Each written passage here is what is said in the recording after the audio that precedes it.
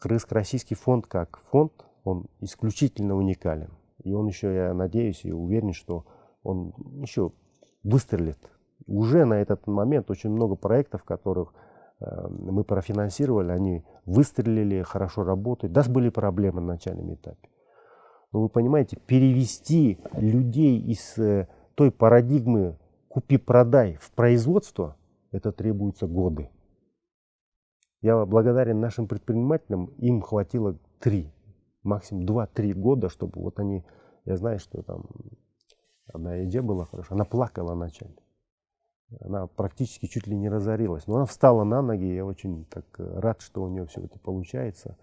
Вот несколько предприятий я видел, ну, по телевизору показывают, как они встали на ноги, и у них начинает получаться. И очень много есть проектов, которые необходимо и можно реализовать не только с помощью Кыргызско-российского фонда развития. У Кыргызстана должен быть свой фонд развития. Пусть он вложится $100 своих, но можно привлечь на $100 при грамотном управлении миллион сверху. Почему? Проект создайте хороший. И поэтому вот с этой точки зрения это очень правильный путь. И внешних заимствований мы можем свести к минимуму. По крайней мере, правильно управлять. Заимствования нужны.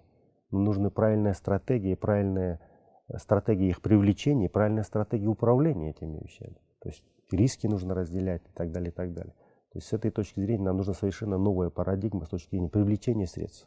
На каких условиях, какие технологии нам нужны, вообще с каких стран. Это тоже немаловажно. Потому что не все страны готовы делиться технологиями.